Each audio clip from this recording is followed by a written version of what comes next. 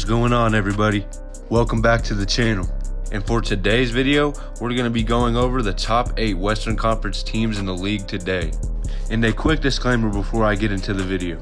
I will be starting off at the 8th seed and I will be working my way down to the number 1 seed. But without further ado, let's get straight into the video. And for the first team we'll be going over today will be the Dallas Mavericks. You could definitely say the Dallas Mavericks got off to a very slow start to start off the season. And that's mainly due to the fact that Kristaps Porzingis has been gone for the first part of the season. But recently, the Dallas Mavericks have been going on a tear. They have currently won 8 of their last 10 games. And right now, they're sitting at a record of 18-16. And even though Kristaps Porzingis hasn't been playing to his full potential since he's been back, Luka Doncic has been getting things done for the Dallas Mavericks. And over the last 8 games, Luka Doncic has been averaging 30+ points with 9+ rebounds a game.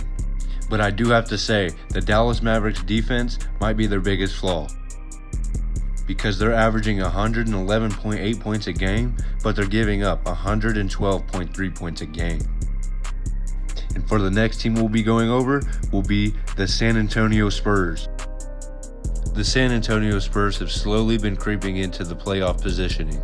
Right now, they're currently sitting at a record of 18-14, and they have also been playing some pretty efficient basketball. They may not have the deepest roster in the league, and they may not have that many scorers because there's only one player averaging 20+ points on the team, but they work as a collective group.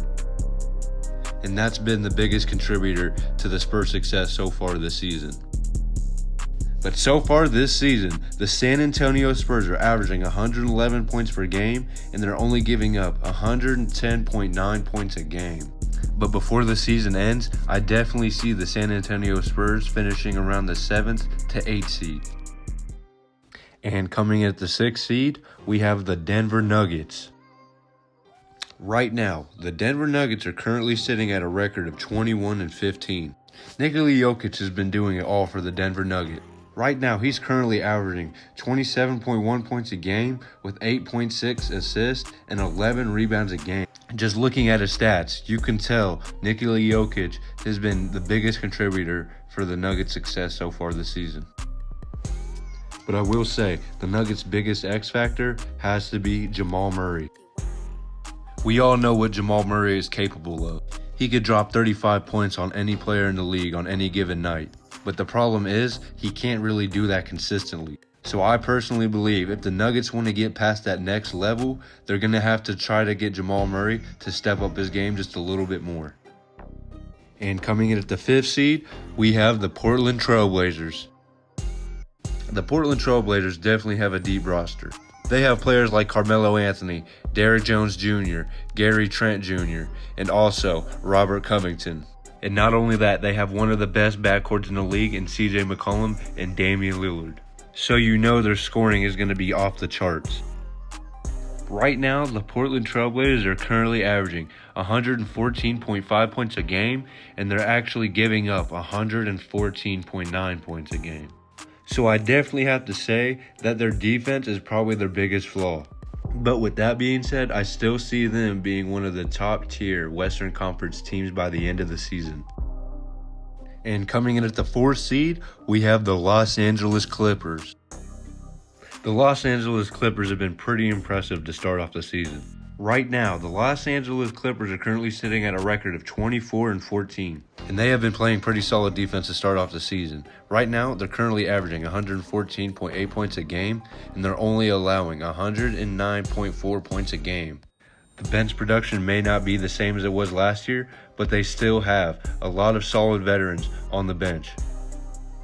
Players like Lou Williams, Marcus Morris, Nicholas Batum, and also Reggie Jackson. And like I've said in previous videos, if Paul George can continue to play at an MVP level, I really don't see anyone beating the Los Angeles Clippers out of the West. And coming in at the 3rd seed, we have the Los Angeles Lakers. Right now, the Los Angeles Lakers are currently sitting at a record of 24-13. The Lakers have been doing a pretty decent job of winning games since Anthony Davis has been out. I know they did go on a 4-game losing streak while he was gone. but they've overall have still done a pretty decent job of winning games since he's been gone. And the biggest contributor to their success has obviously been LeBron James. Right now, the Lakers are outscoring their opponents by an average of 2 points. They're currently averaging 111.4 points a game, and they're giving up 109.4 points a game. But I'd say overall, the Lakers have been doing a pretty decent job since Anthony Davis has been out. But we're going to see what they're capable of once Anthony Davis is 100%. And coming in at the second seed, we have the Phoenix Suns. I think everyone had an idea of how good the Phoenix Suns were going to be this season. Last year when the bubble took place, the Phoenix Suns won all 8 of the regular season games in a row. And then to make things even better, they went out this offseason to trade for a player like Chris Paul. And everyone knows once Chris Paul joins the team, they're automatically going to be a contending team.